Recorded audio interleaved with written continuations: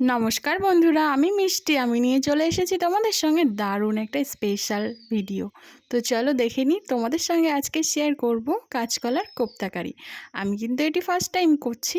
তোমরা কে কিভাবে করেছো অবশ্যই কমেন্টে জানিও। তো আমি দেখো সহজ পদ্ধতিতেই করছি। আমি কিন্তু একটা কাঁচকলা সেদ্ধ করে নিয়েছি, সাথে একটু আলু দিয়ে, হিং দিয়ে, আদা, কাঁচা লঙ্কা বাটা দিয়ে মেখে এরকম ডো তৈরি করে ভেজে নিয়েছি। আর এদিকে কাঁচকলার খোসাটাকে বড়া ভেজে নিয়েছি। আর এখানে আমি বাটা দিয়েছি কাজু, কিশমিশ, আদা, জিরে আর কাঁচা লঙ্কা, সাথে একটা টমেটোও দিয়েছি। আর ফোড়নে দিয়েছি কিন্তু লবঙ্গ আর গোটা এলাচ। দেখো আমি সুন্দর করে কিন্তু মশলাটাকে কষিয়ে নিয়েছি, গায়ের থেকে তেল ছেড়ে দিয়েছে। আর যেহেতু এটা কোপ্তা কারি করব, ওই জন্য খুব একটা বেশি জল দেবো না, জাস্ট বড়ার ঝোলটুকু যেটুকু টানবে সেরকম অনুপাতে জলটা আমি দেবো। এবার এই ঝোলটা বলকে উঠলেই আমি এখানে একে একে বড়াগুলোকে ছেড়ে দেবো। তোমরা কিন্তু দেখতেই পাচ্ছ ঝোলটা কিন্তু আমার বলকে উঠে গেছে। এবার আমি একে একে বড়াগুলোকে দিয়ে দিলাম।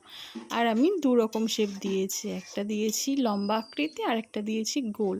তোমরা কীরকম করে শেপ দাও অবশ্যই কমেন্টে জানিও। আর যারা যারা খাওনি একবার হলো এরকম কাঁচকলার কোপ্তাকারি করে খেয়ে দেখতে পারো, বেশ সুন্দর লাগে। নতুন একটি পদ রান্না করেছিলাম, বাড়ির সবাই কিন্তু বেশ ভালো খেয়েছে। তো আমার দেখো ঝোলটা কিন্তু বড়া টেনে নিয়েছে, অনেকটাই ঝোল কমে গেছে। এবার আমি কিন্তু নামানোর মুখে এখানে দেব একটু ঘি আর গরম মশলা।